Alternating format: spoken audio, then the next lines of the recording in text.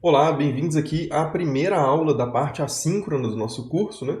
Nessa primeira aula, conforme prometido, nós vamos falar sobre as relações entre reforma protestante ou reformas religiosas de forma mais ampla e revolução científica, né? Esses dois processos que aparecem muito separadinhos, né? Geralmente quando a gente vai estudar um deles, mas que conforme eu pretendo mostrar aqui, tem muitas correlações importantes e isso serve, né? Vai servir para ilustrar um ponto muito importante ao longo de todas essas aulas, que é o fato de que essas coisas que a gente costuma separar em duas caixinhas muito fechadinhas, né, ciência de um lado e religião do outro, sempre estiveram, até hoje estão, né, mas sempre estiveram muito mais próximas, influenciando uma a outra, né? E a própria ideia de que a gente tem duas coisas, uma influenciando a outra, já não é tão boa, porque a gente já separou essas duas coisas que muitas vezes estão unificadas, né, de diversas formas.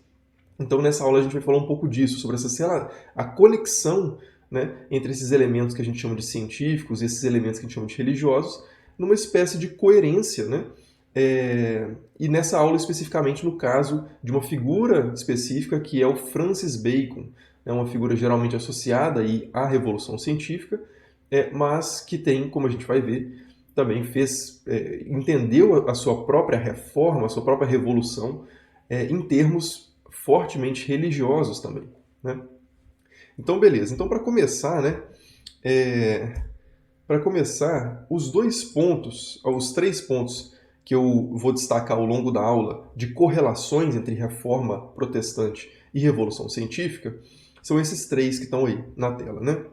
Então, a questão do retorno às escrituras e o correspondente retorno à natureza, né? Então, esse primeiro ponto do retorno às escrituras é muito comum de se lembrar quando se fala em reforma protestante, né? A questão da ênfase na Bíblia como texto fundamental ali, deixando de lado um pouco a tradição, principalmente a tradição católica, né? Os escritos posteriores dos chamados padres da igreja, depois da escolástica e tal. Não, os reformadores querem voltar direto à fonte, né? Que seriam as escrituras. Da mesma forma, a gente vai ver que tem um movimento correspondente em relação a voltar para o livro da natureza. Isso vai ficar claro ao longo da aula. O segundo ponto é sobre a leitura literal da Bíblia, que também é um ponto importante da reforma, né? É menos falado quando, por exemplo, no ensino médio e tal, mas é um ponto importante, como a gente vai ver, e que tem também uma correspondência com uma característica da Revolução Científica, que vai ser uma espécie de leitura literal da natureza. A gente vai ver o que isso significa daqui a pouco. E, finalmente, o terceiro ponto, que seria que essas duas coisas, né, se a gente quiser separar assim, religião e ciência, vão ambas passar a ter, nesse movimento de reforma protestante, nesse movimento de revolução científica, um novo lugar. Não só vai ser uma nova religião ou uma nova ciência, mas com um propósito diferente, funcionando socialmente de uma forma diferente. Então, isso também nós vamos falar ao longo da aula. Mas, para começar, né, eu falei que eu quero destacar aqui essa discussão, essa relação entre ciência e religião, ou entre reformas protestantes e revolução científica, a partir de uma figura específica, que é o Francis Bacon. E esse aí, então, é o Francis Bacon, né? Vocês podem ler aqui em cima, Francis Bacon, Lord Keeper, né, que era um cargo dele, e depois Lord Chancellor, Lord Chanceler, né, da Inglaterra, que é um dos cargos políticos mais altos, né, do período. É um autor, então, do século XVI e XVII, principalmente XVII, na verdade, né? A sua obra é do século XVII. E então, quem foi Francis Bacon, né? Então, para começar, como eu disse aqui, ele nasce no século XVI, mas a sua produção principal é no século XVII, e ele é geralmente apresentado aí nas histórias mais tradicionais da ciência como pai da ciência moderna, ou pelo menos um dos pais da ciência moderna, né, junto com Newton e Galileu, né, tem que fazer o DNA aí depois, ou então como pai do método científico, né? E por que Francis Bacon é considerado o pai da ciência moderna, um dos pais da ciência moderna, ou o pai do método científico? Porque o Francis Bacon ele tem um projeto, um grande projeto de reforma do conhecimento, que a gente vai falar sobre ele daqui a pouquinho, e dentro desse projeto, algumas das características desse projeto são a valorização de algumas características que hoje a gente considera centrais no projeto científico, né, na atividade científica, no fazer ciência, né? Então, a primeira delas seria o indutivismo, né? O que é o indutivismo? O indutivismo é um caminho para o conhecimento que parte do particular para o geral, né? De particularidades, chega-se a um conhecimento geral. Por exemplo, o exemplo clássico é você vê um ganso, um cisne, né? Que na verdade é o exemplo clássico. Você vê um cisne e ele é branco.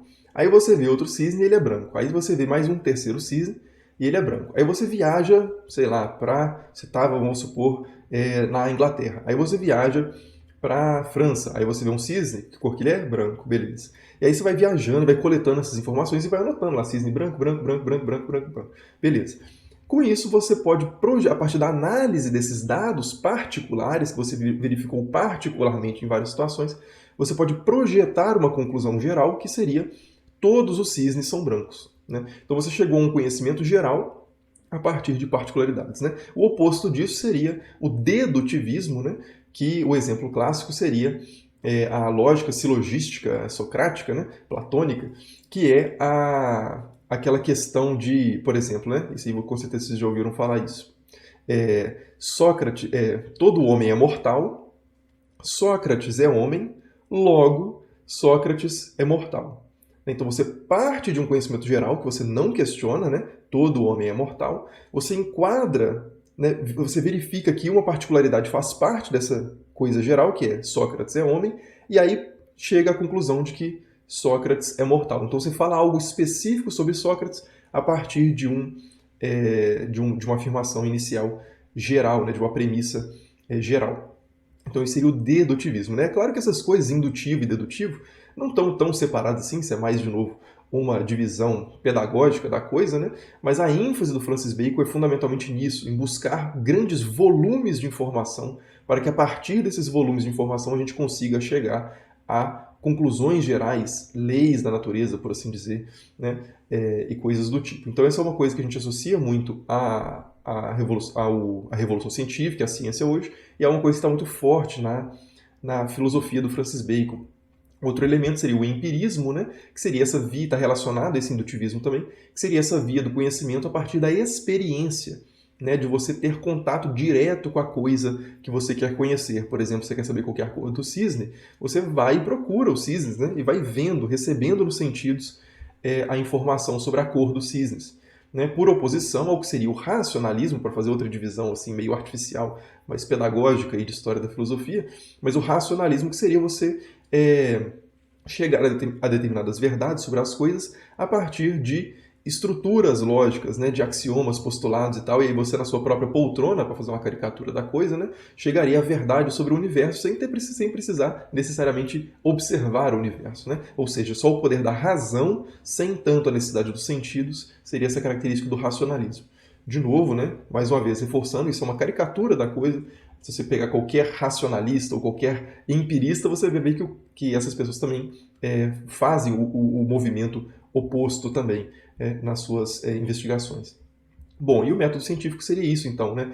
O Francis Bacon ele vai projetar no seu projeto de ciência, no seu projeto de conhecimento, essa questão do método científico, que seria uma forma segura de produzir um edifício sólido de informações e de conhecimento, né? Então, partindo do particular, conseguindo um grande volume de informação, fazendo algumas perguntas, por assim dizer, essa informação, né? Ou seja, colocando hipóteses sobre aquele grande volume, que tentem sistematizar, organizar aquele grande volume de informações, e a partir daí você chegaria a essas leis gerais e conhecimentos gerais que você poderia prever determinados fenômenos, né? Enfim, então esse seria o método científico, né? Informação, hipótese, teste da hipótese, e aí a tese, né? A conclusão. Isso tudo está presente de alguma forma no Francis Bacon, e por isso esse papel dele na história da ciência, muitas vezes entendido aí como o pai da ciência moderna. Mas, curiosamente, né, apesar do Francis Bacon ser essa figura importante, de fato, na história da ciência moderna, ele não foi propriamente um cientista, né? Ninguém era na época, na verdade, mas ele não fez nenhuma grande descoberta, por assim dizer, né? Não chegou a nenhuma conclusão que a gente aprenderia nos livros de química ou de física hoje, né? Ele era muito mais um político de carreira, né, que fazia filosofia como parte da sua vida, né? Isso é importante para ele de uma forma vital e política, inclusive. mas ele não era não foi um grande matemático, por exemplo, ou um grande astrônomo, nada disso. Essas áreas, né, específicas ele não se aventurou tanto, ele tinha mais esse projeto, uma visão de ciência muito mais do que do que ele fez testes ou coisas desse tipo.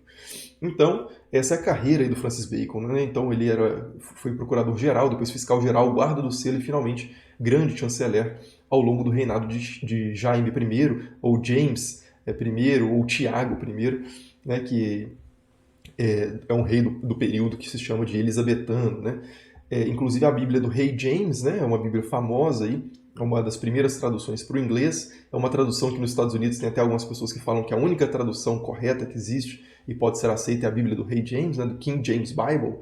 É esse rei James, então. Então é desse período que nós estamos falando.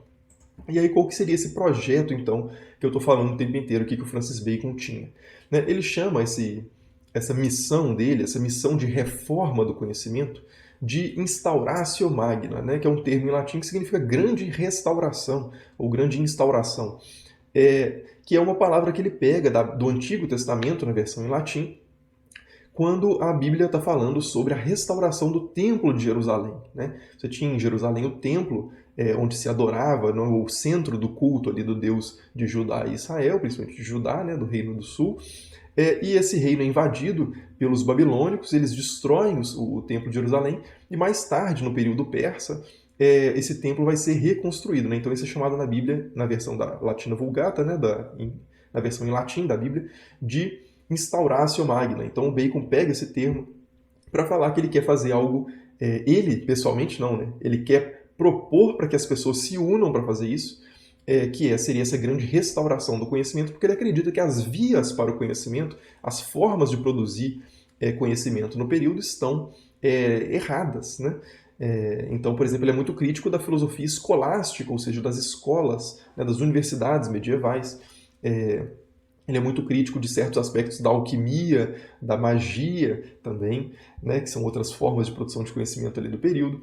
Então ele vai criticar várias coisas que ele considera equivocadas na forma de fazer conhecimento e propor esse projeto nesses moldes, né, com o método baconiano, indutivo, empirista, para produzir conhecimento de uma forma mais segura. Então, Então ele vai falar o seguinte, né? Que o propósito dele é iniciar uma reconstrução total das ciências, artes e todo o conhecimento humano edificada sobre os fundamentos adequados. Então, de fato, é uma ruptura com a tradição que vinha até então, para colocar, de fato, é uma revolução, de fato, nesse sentido, né?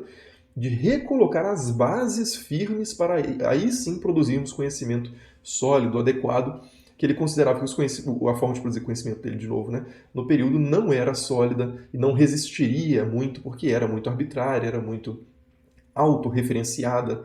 Enfim, a gente vai explorar melhor esses pontos. E aí, isso aqui é o frontispício, né, a figura que ilustra ali um volume da obra do Bacon. Né? Aqui vocês podem ver o título, né? Tem vários elementos aqui nessa figura que ilustram muitas coisas que a gente falou até aqui. Por exemplo, né, o próprio nome, que é o Novum Organum Scientiarum, né? O nome dessa obra, que é o novo órgão das ciências. Né? E o órgão era a coleção de livros de Aristóteles sobre lógica. Né? Então o Bacon se coloca justamente se colocando como uma nova referência, colocando uma nova base não aristotélica, né? Contra-aristotélica. Uma forma de produzir conhecimento que não é a forma que Aristóteles tinha legado à tradição europeia ali e que de fato vinha sendo preservada e muito valorizada nas universidades medievais, né? Na chamada escolástica e tal.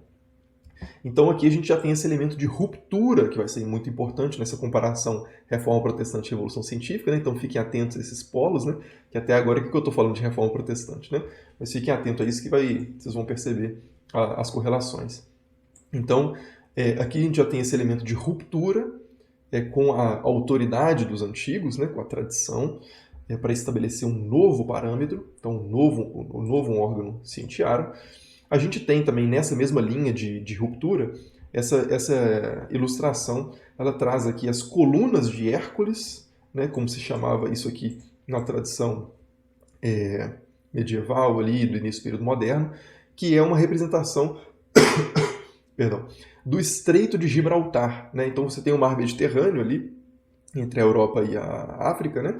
E você tem a boquinha ali do Mar Mediterrâneo que leva para o Atlântico, que é o Estreito de Gibraltar, né? A Espanha está aqui em cima e Marrocos aqui, né?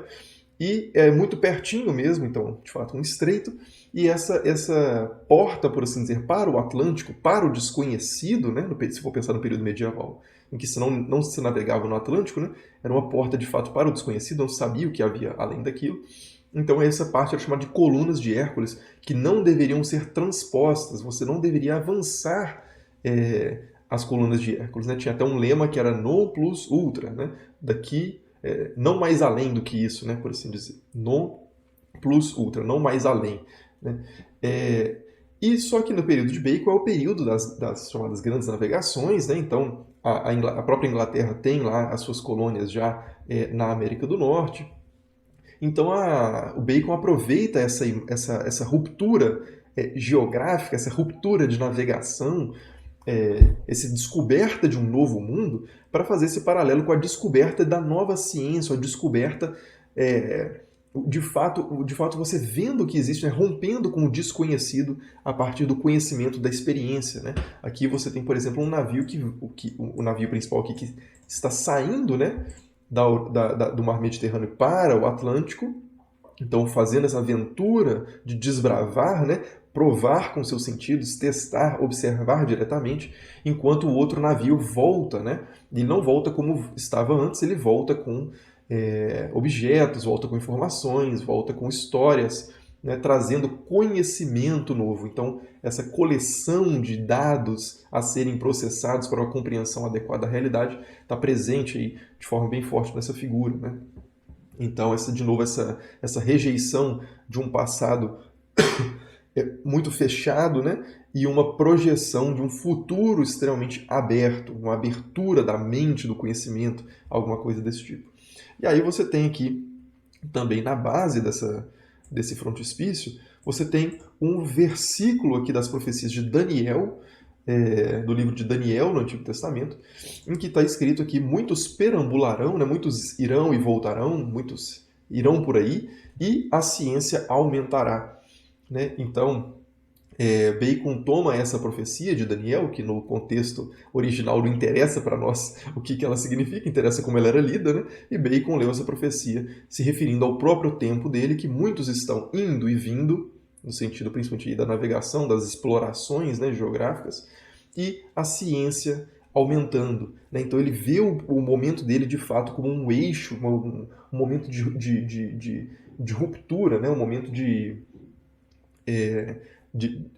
uma renovação, de uma reestruturação, de uma reconstrução da ciência. Né? Então, projetando esse futuro aí que é caracteristicamente científico, por assim dizer. Né? Só que é importante a gente entender esse projeto do Bacon dentro do seu próprio contexto histórico.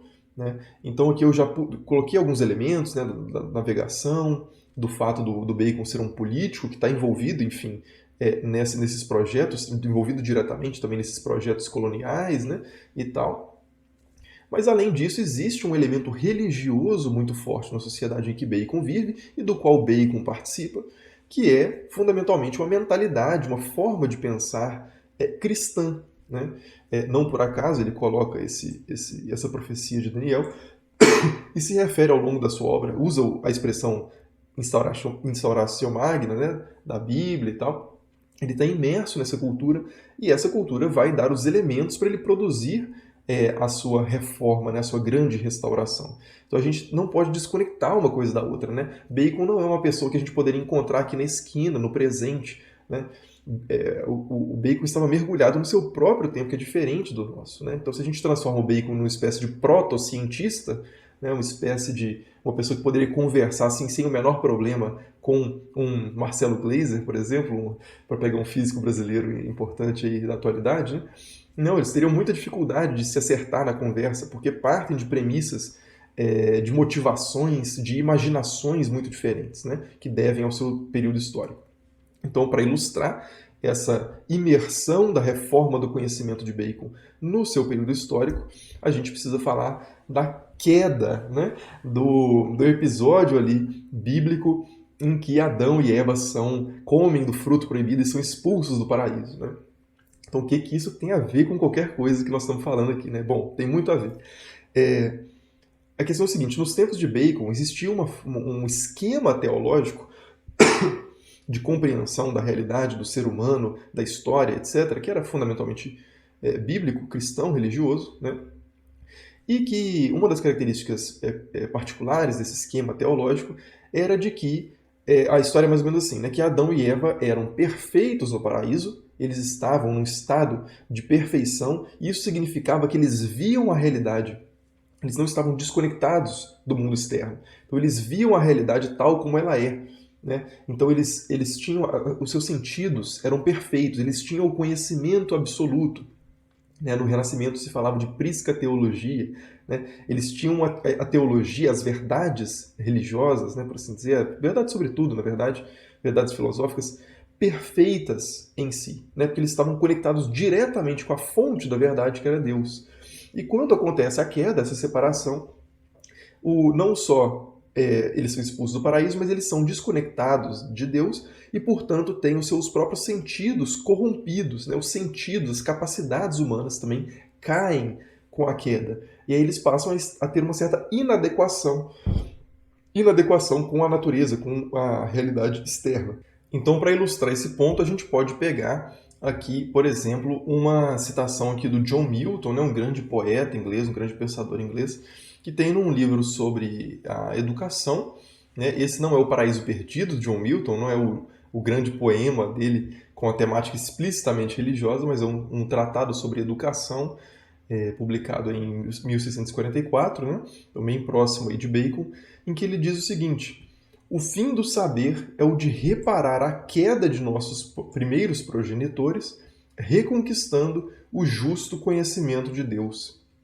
Então aí, o fim, né, o propósito do saber, a função do saber, é a de reparar a queda dos nossos primeiros progenitores, reconquistando o justo conhecimento de Deus. Então essa ideia, de novo, da educação, do aprimoramento intelectual, da formação pessoal humana, como uma espécie de reversão da queda, né, de voltar a um estado de perfeição. E o Francis Bacon, dentro dessa mesma ideia, vai escrever, até antes do John Milton, aí, o seguinte: o verdadeiro fim do conhecimento é a restituição e a restauração, em grande parte, pelo menos, do homem à soberania e ao poder que ele tinha no primeiro estágio da criação. Então, o que Bacon quer dizer aí?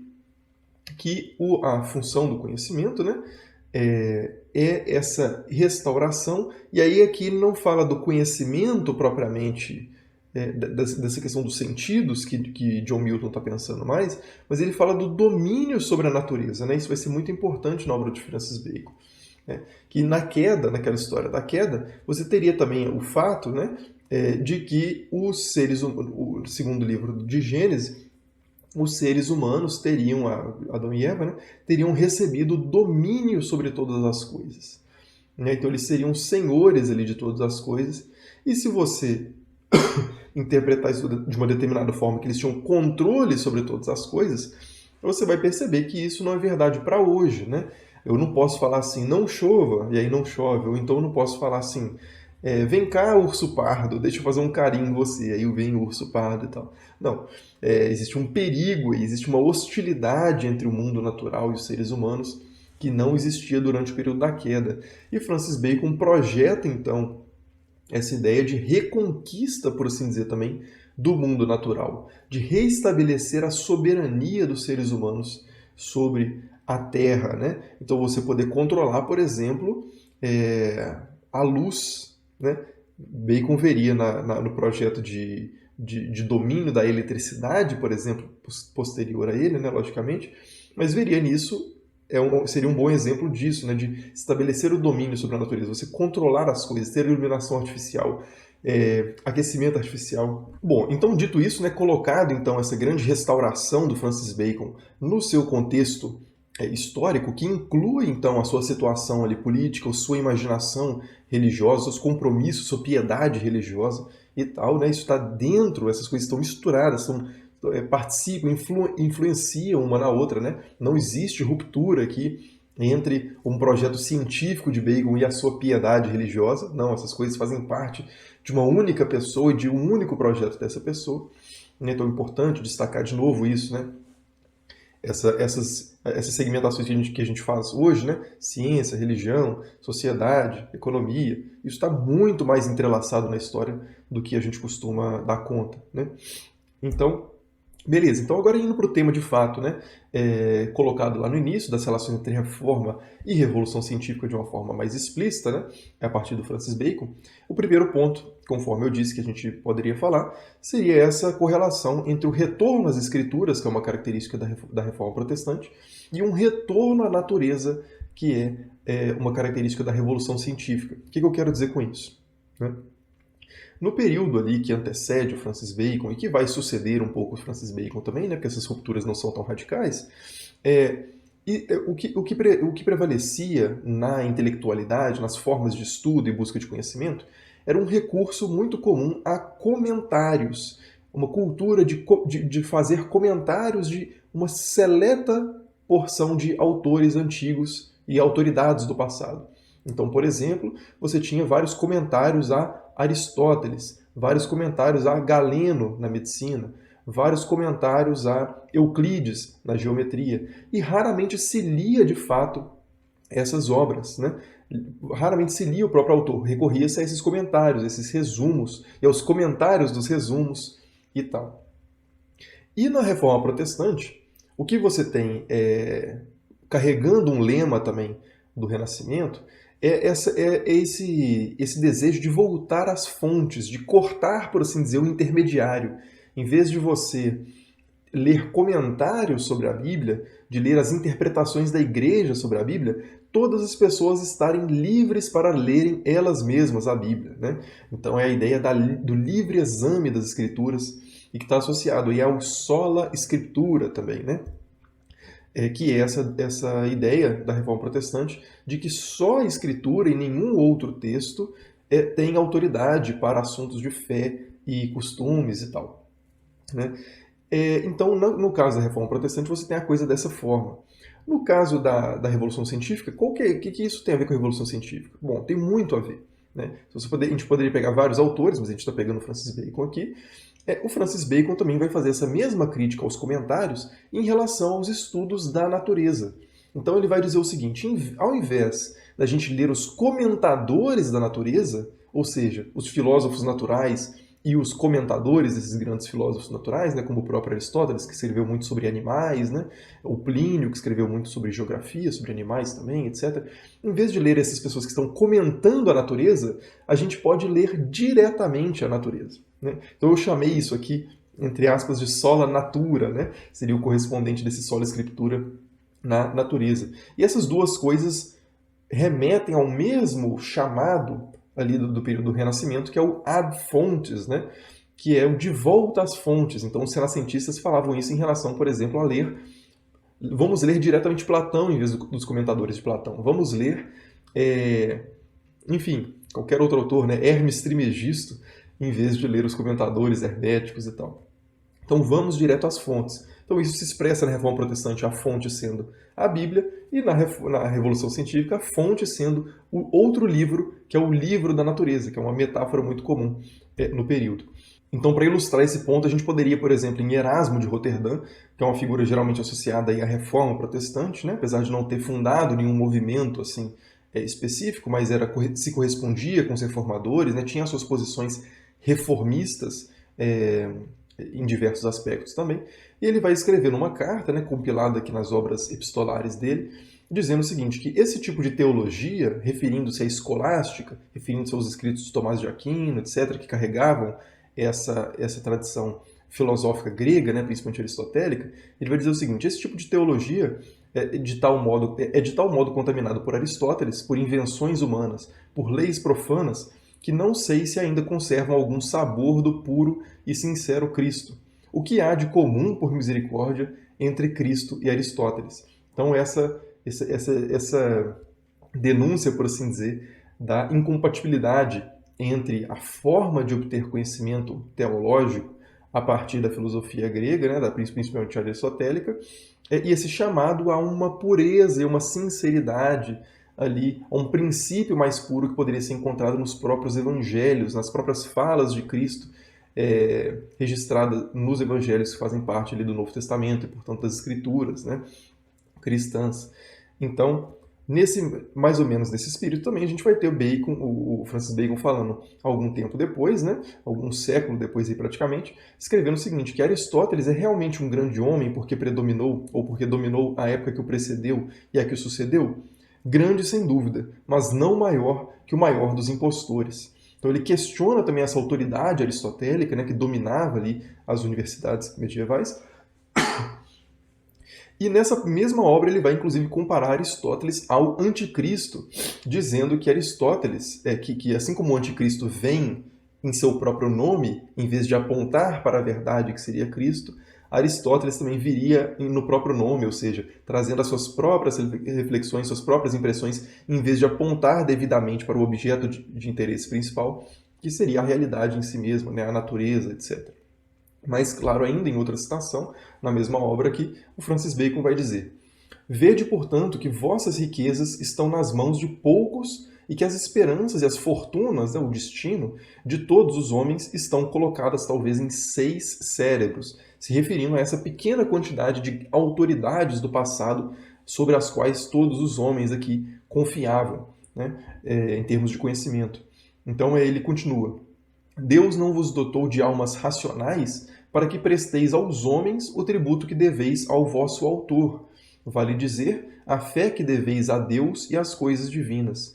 Nem vos concedeu sentidos firmes e eficientes para estudar os escritos de poucos homens, mas para estudar o céu e a terra, que são obra de Deus. Então aí claramente essa ideia, né, de que nós temos a capacidade suficiente, né, sentidos firmes e eficientes, o suficiente, controlado, como nós vamos ver depois, controlado por certos, como a gente já comentou, né, controlado por certos métodos, né, para que a nossa razão imperfeita não devaneie demais também, mas nós temos sentidos suficientemente firmes e eficientes para ler diretamente o céu e a terra, que são a obra de Deus, e não para ler livros que são obra de homens. Então é uma crítica muito parecida também com a que os reformadores vão fazer sobre, por exemplo, o funcionamento da Igreja Católica, dizendo que a Igreja Católica é um produto de homens e não de Deus, né? Então o argumento vai mais ou menos na mesma linha, porque participa, de novo, né, desse mesmo caldo cultural assim, do qual emergem esses dois movimentos. E não só emergem de uma raiz comum, como continuam conversando e participando um do outro ao longo da história, né? Essa divisão, de novo, não é tão brusca entre uma coisa e outra. E aí, passando para um segundo ponto, né? Essa leitura da Bíblia que a gente está falando aqui, né? Que deveria, segundo os reformadores, deveria se voltar ao livro da Escritura, e segundo a Revolução Científica, deveria se voltar ao livro da natureza, mas essa leitura não deveria ser feita de qualquer forma. É um tipo de leitura específica que esses dois movimentos vão recomendar, né? Então, por exemplo, eu peguei essa imagem aqui, perdão, que é uma fênix, né, representada aí num bestiário medieval, né? Os bestiários medievais eram livros que traziam informações sobre animais, né, muito populares no final da Idade Média principalmente, e que eram fartamente ilustrados, ricamente ilustrados, né?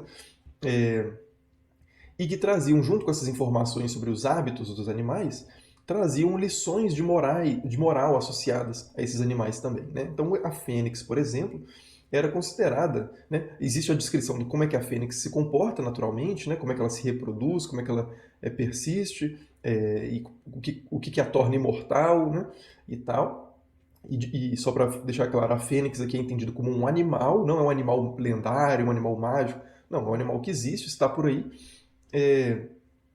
E ela não só é ela mesma, mas ela aponta para algo além de si mesma, ou seja, ela é um símbolo de algo superior, né? No caso, a fênix ilustra, expressa, né, ensina o fato da ressurreição, né? A ressurreição de Cristo, primeiramente, a realidade da ressurreição corpórea de Cristo e a esperança da ressurreição dos eleitos, né, aqueles da comunidade dos cristãos verdadeiros e tal, no fim dos tempos.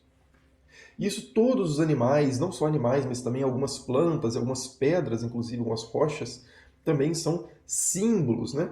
É uma ideia, uma visão de mundo de que a natureza de fato é uma espécie de livro e que você deve ler esse livro de forma alegórica, né? Assim como a Bíblia era lida também de forma alegórica no período medieval. Né? Então, por exemplo, você lia lá alguma coisa do Antigo Testamento falando sobre a Arca de Noé, e o que está falando na história da Arca? Que tinha a Arca e pôs os animais lá e tal, e salvou os animais, resistiu ao dilúvio. Mas isso você pode ler alegoricamente como a Arca de Noé, na verdade, representa a Igreja Católica, dentro do qual os fiéis, como os animais da história, vão buscar refúgio e se salvar no final dos tempos, que é representado pelo dilúvio. Então, isso é uma leitura alegórica da Bíblia, e lia-se a realidade, a natureza também, alegoricamente. Né? Então, tem vários animais, o furão, o castor, o viado, o unicórnio e tal. São vários animais que são não só eles mesmos, né? Eles não têm apenas um sentido literal, por assim dizer, mas eles também têm um sentido alegórico, algo que aponta para além de si mesmo. Esse tipo de leitura, tanto da Bíblia quanto da natureza, vai ser radicalmente enfrentado aí pelos reformadores e pelos as figuras associadas à Revolução Científica. Então, você vai ter na leitura da Bíblia, por exemplo, Lutero e Calvino vão estar muito mais preocupados com esse nível de leitura que é o chamado leitura literal, ou leitura histórica, ou leitura gramática, né? São termos ali medievais para essa fase de leitura. Né? No período medieval você tinha pelo menos 4 etapas de leitura da Bíblia, 4 níveis de interpretação, mas Lutero, Calvino e tal vão condenar os outros os outros níveis de leitura e preservar principalmente o literal ou histórico, que é aquele sentido evidente das escrituras. Né? Isso não acontece de forma brusca, existem interpretações alegóricas em Lutero e Calvino também e tal, mas essa ênfase passa a recair no sentido histórico das escrituras. Então a gente lê sobre Davi para aprender sobre Davi, a gente lê sobre a Arca de Noé tentando entender a história da Arca de Noé em si. Né? Então essa ênfase cada vez maior, crescente, né? No sentido literal das escrituras, vai ter uma contraparte no estudo da natureza, que é justamente o fato da natureza passar, esse livro da natureza passar a ser cada vez menos interpretado de forma alegórica e mais superficial, as coisas em si mesmas, e não apontando alegoricamente para alguma coisa. Né? Esse vai ser um elemento, inclusive, que vai contribuir para o estabelecimento, por assim dizer, né, para a vitória de uma visão de mundo mecanicista.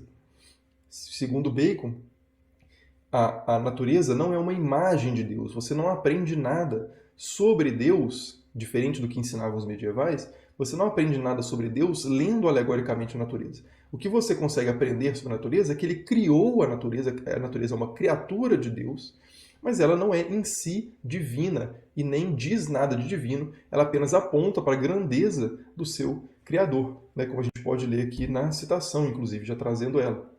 O Bacon vai escrever, né? Como todas as obras mostram o poder e a capacidade de seu artífice e não a sua imagem, assim as obras de Deus mostram a onipotência e a sabedoria do seu autor, mas não a sua imagem. Nesse ponto, a opinião dos pagãos difere da sagrada verdade. Eles concebiam que o mundo fosse a imagem de Deus e que o homem fosse um resumo ou uma compendiosa imagem do mundo. Né? Então ele está rompendo com uma série de coisas que a gente não vai poder entrar aqui por causa do tempo, mas como a questão do microcosmo e macrocosmo, né, das correspondências, simpatias e tal entre as coisas que estão relacionadas a essa visão do mundo como as coisas significando algo além de si mesmas. Né? Isso vai sumindo cada vez mais com esses autores da Revolução Científica, que são crescentemente mecanicistas, né? Veem o mundo como uma máquina e não como um ser, como algo dotado de alma, por exemplo, como eram algumas visões anteriores.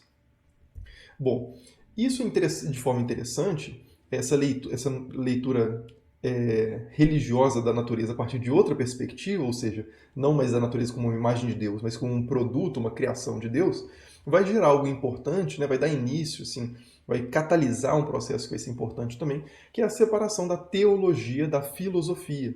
A gente vai falar um pouco mais sobre isso também na aula sobre Galileu. Mas quando você entende a natureza como não divina, como não uma imagem de Deus, mas uma criatura separada de Deus, você tem um estímulo para uma separação mais aguda entre teologia e ciência, ou teologia e filosofia natural, né? Então, se há uma desconexão entre o que Deus é e o que o mundo é, né? Então, se o mundo não é uma imagem de Deus, mas um produto seu, ou seja, algo diferente de si, então, algumas pessoas vão se ocupar com o estudo de Deus, a teologia, e outras pessoas vão se ocupar com o estudo da natureza, que é a filosofia natural, o que a gente chama, para simplificar, de ciência, né? Transportando esse termo do século XIX para o passado. Então, essa separação, essa diferenciação, na verdade, mais aguda entre o que um teólogo faz e o que um filósofo natural faz, vai crescer a partir desses tempos da Revolução Científica, também devido a essa questão da mecanização do mundo, da leitura literal da natureza, como eu estou chamando aqui. Então, beleza. E aí, chegando ao último ponto, né? Então, o terceiro ponto aqui, que é o novo lugar da ciência e da religião, comparando de novo a Reforma Protestante à Revolução Científica, é que os efeitos das concepções de mundo que estão se transformando vão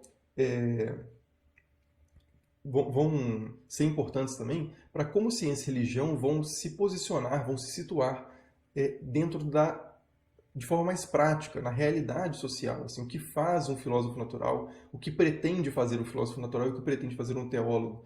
Né? Qual que é o lugar do fiel na sociedade? É no monastério, por exemplo, ou é no mercado? Né?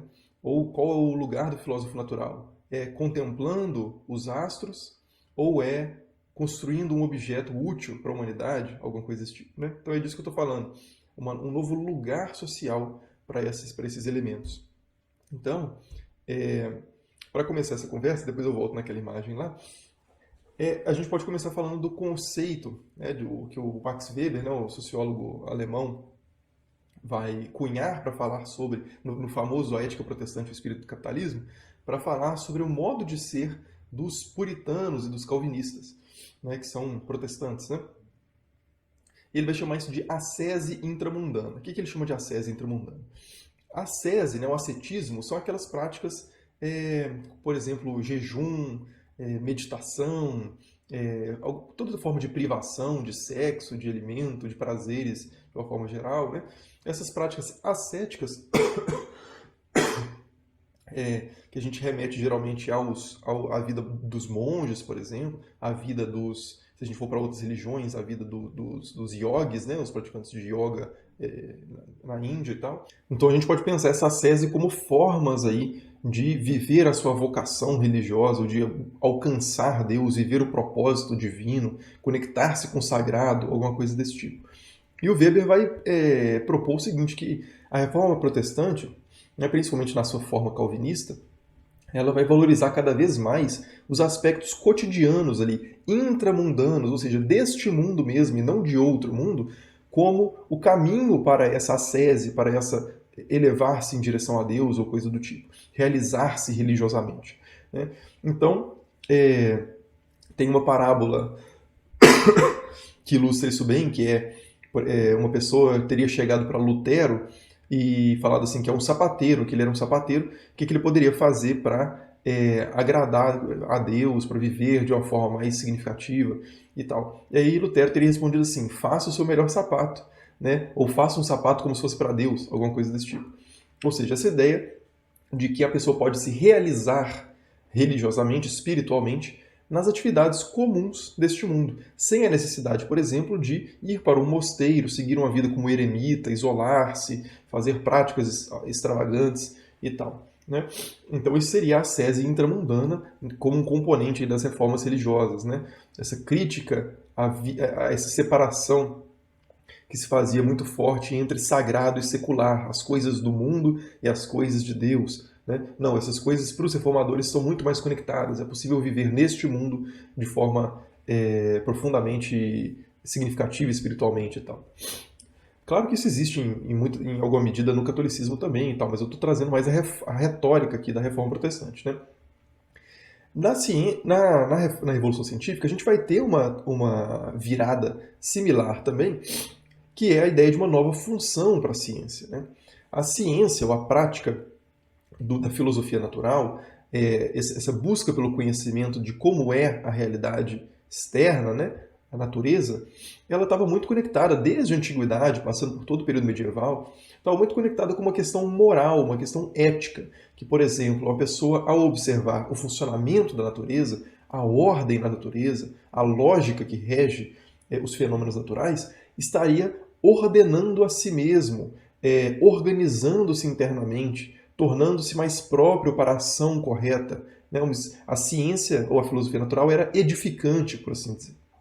Né? Então, se a gente voltar lá nos filósofos pré-socráticos, por exemplo, que a gente associa a uma espécie de início da ciência, né, como Tales, Demócrito e tal, essas figuras são muito preocupadas com os sentidos éticos também daquilo que eles faziam. Né?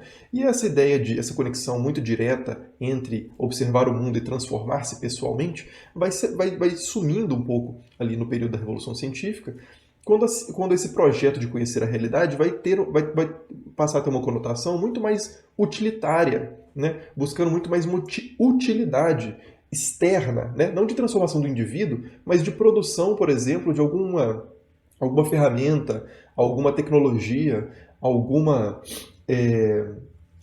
coisa que nos ajude a prever fenômenos naturais que possam causar danos, né? Como, sei lá, terremotos, furacões, esse tipo de coisa.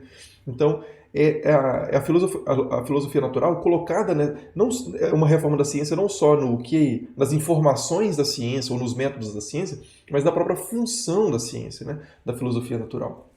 Então, o Francis Bacon ele tem essa ênfase tecnológica muito forte. Né? O propósito da filosofia natural para ajudar, por exemplo, a Inglaterra nas guerras, né? Ou ajudar a humanidade de uma forma geral a proteger-se do frio, ter colheitas melhores, né? Esse tipo de coisa. Então é uma característica muito comum da nossa ciência hoje também, né? Essa compreensão bastante utilitária da ciência, que era muito estranha no período anterior à Revolução Científica, né? Quando a observação da natureza estava muito envolvida de novo a essa transformação pessoal, essa melhora moral. Né? E por isso, quando tem essa virada, a ciência passa a ser fundamentalmente um projeto coletivo.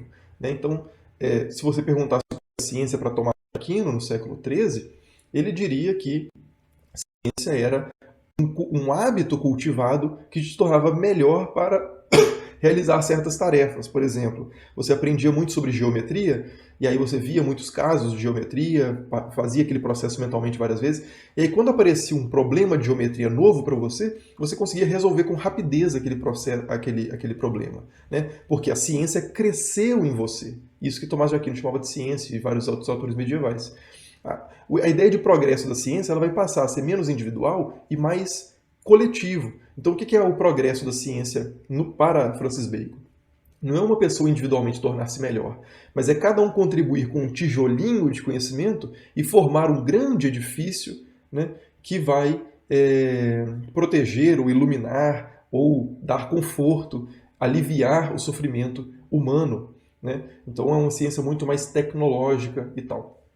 Beleza.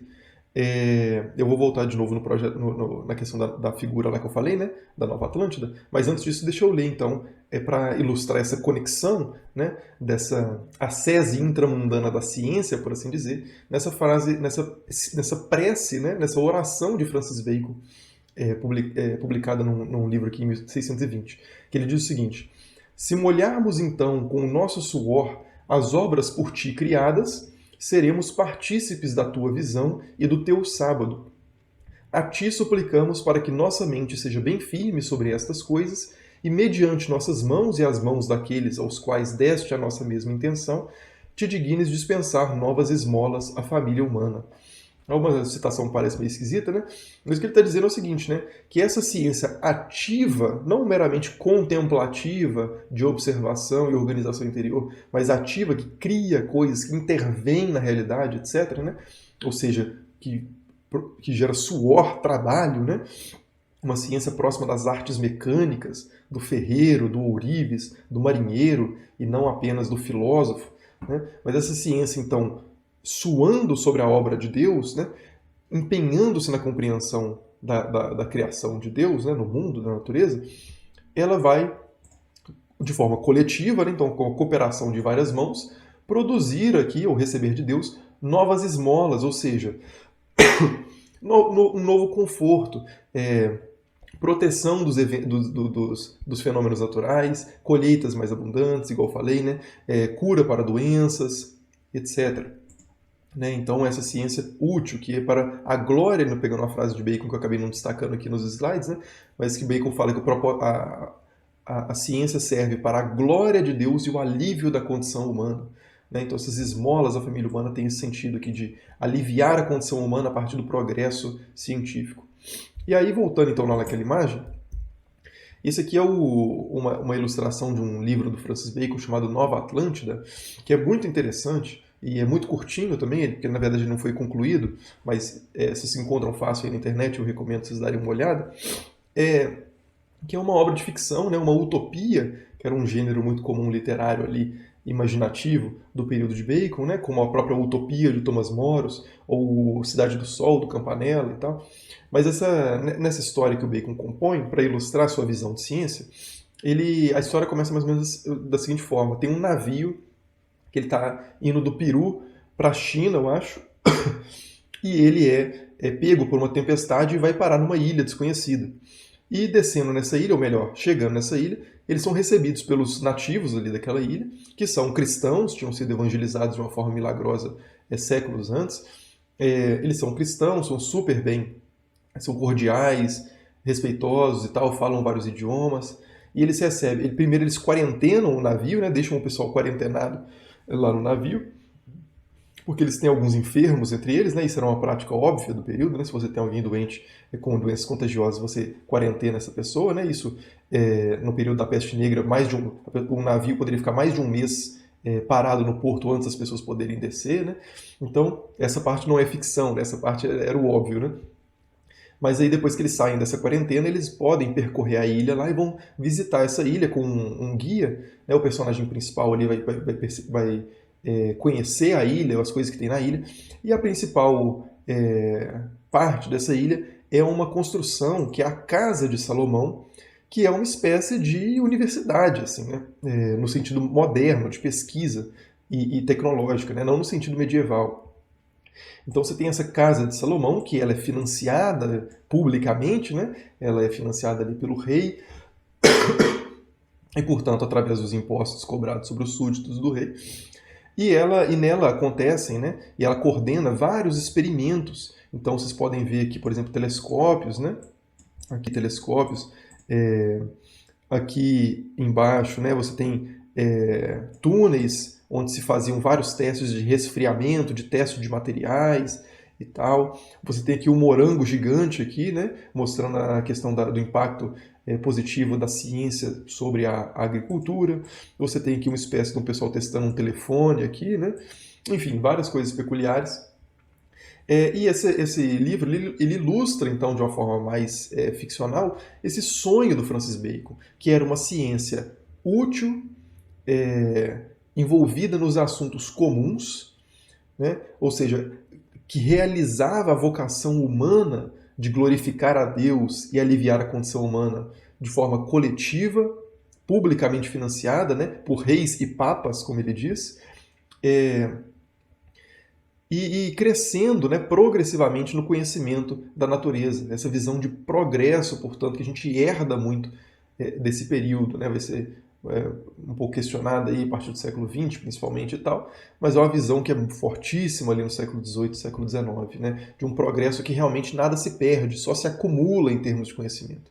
Essa era a visão de Bacon e mostra essa visão de uma nova ciência para ele, que é muito diferente da visão de ciência ou de estudo da natureza dos medievais e dos antigos, né? Então esse é o projeto coletivo, né, ilustrado ali na Nova Atlântida. Então, aqui eu mostrei também nessa questão de uma espécie de acesso intermundana da ciência, já falamos sobre isso. E recapitulando então, para fechar, né, falamos então sobre esse esquema teológico da queda, dentro do qual a reforma do conhecimento de Francis Bacon, né, a grande restauração, ou Instauratio Magna, está inserida, né, mostrando que esses elementos que a gente costuma segmentar em religião, ciência, política e tal, na verdade estão muito mais conectados e um interfere, né, seleciona, motiva o outro de diferentes formas. Falamos também sobre, então, aí mais especificamente, sobre as conexões, as correlações entre Revolução Científica e reformas protestantes, por exemplo, sola escritura, né, o retorno às escrituras como fonte teológica e o retorno à natura, à natureza como fonte filosófica, né, científica. Falamos sobre essa virada dos sentidos mais alegorizantes da leitura das escrituras e da natureza para um sentido mais imediato, literal, das coisas em si, né? E falamos da questão de uma ciência e religião mais definidas por contemplação. Claro que isso é uma separação que na realidade essas coisas estão mais misturadas, né? Um monge, por exemplo, ele trabalha também, né? Ora et labora é o lema dos beneditinos, né? Por exemplo. Então, trabalha e ora. Então, não existe essa separação tão brusca, mas existe uma questão de ênfase aí que, de fato, acontece, de uma passagem da ênfase da religião como contemplação para religião como ação, e da ciência ou da interpretação da natureza como contemplação para interpretar a natureza para ação, né? Para intervir na realidade. E aí só um comentário final, né? Então, dito tudo isso, é importante deixar claro que correlação não significa causalidade, né? Então, tudo isso que eu estou dizendo aqui não é para dizer que a Reforma Protestante gerou a Revolução Científica, ou vice-versa, né? Ou que a Reforma Protestante foi necessária, ou necessariamente levaria à Revolução Científica. Não é nada disso que eu estou falando. Estou falando que existem correlações, que essas coisas partem de um terreno cultural comum, mobilizando símbolos, signos, compreensões, imaginário, possibilidades sociais ali comuns e conversam ao longo do processo também, né? Mas isso não significa que uma gera a outra e nem que uma é necessária para a outra, né? Então a ideia de que, por exemplo, a ciência moderna só poderia ter nascido ou necessariamente nasceria da religião cristã é um equívoco, né? Porque você tem várias formas de religião cristã, algumas foram mais favoráveis, outras menos favoráveis a determinados aspectos do estudo da natureza, que também se apresentou de várias maneiras, né? Então estudava-se a natureza por diversas formas, você tinha desde o alquimista, passando pelo sacerdote, teólogo natural, passando pelo navegante, né? Pela aquela pessoa que não era considerada um cientista nem um filósofo, mas tinha saberes práticos muito importantes. Então, ciências são várias coisas, religião são várias coisas, e elas se estabelecem conexões e conversam e se retroalimentam de formas diferentes. A religião não necessariamente provoca nada, nem positivo nem negativo em relação à ciência, e nem vice-versa, né? As possibilidades de interação são muitas e são contingentes, né? Não são necessárias. Aconteceu dessa forma, poderia ter acontecido de outras formas. Então, só para deixar isso claro. Então, só um minuto. Então, temos aqui a bibliografia sugerida, né? Aqui é um livro do próprio Francis Bacon que vocês encontram com facilidade em sebos, por exemplo, que é daquela coleção Os Pensadores, né, da Abril Cultural. Esse texto traz algumas partes do Novum Organum, que eu apresentei lá no início, o frontispício dele, né, que dá bastante essa visão de ciência do Francis Bacon, e traz também a Nova Atlântida, o livro que eu falei, a Utopia de Francis Bacon, né, da Ilha da Ciência. Então, muito interessante vocês conferirem isso aqui. Outra referência importante é esse livro do Paulo Rossi, né, um historiador italiano fantástico, que chama Ciência e a Filosofia dos Modernos. O livro inteiro é fantástico, mas o capítulo 3, especificamente sobre Bacon, Francis Bacon e a sua leitura da Bíblia. A obra do Paulo Rossi inteira é recomendável, principalmente se você quer saber mais sobre Francis Bacon. Ele tem um livro também que chama Francis Bacon, da Magia à Ciência, também dedicado exclusivamente ao Francis Bacon. E tem a obra um livro aqui que eu acho que é a tese do Bernardo, que foi meu professor lá na UFMG, na verdade foi membro da minha banca de mestrado e foi meu chefe no museu também da UFMG, que é um livro sobre Francis Bacon e a fundamentação da magia da ciência como tecnologia, né, que ele foca justamente nessa tecnologização, né, essa utilitarização da ciência na obra de Francis Bacon. Então ficam as recomendações aí, espero que tenha ficado claro os pontos que eu quis trazer nessa aula. A seção de comentários está aberta aí, deixem qualquer dúvida, comentário, críticas e vamos seguir na conversa, beleza? Então, na próxima aula nós vamos falar sobre Giordano Bruno, né, quem foi Giordano Bruno, o que ele pensava e por que ele foi morto, né, queimado na fogueira. Então esse é o tema da próxima aula, aguardo vocês lá. Falou!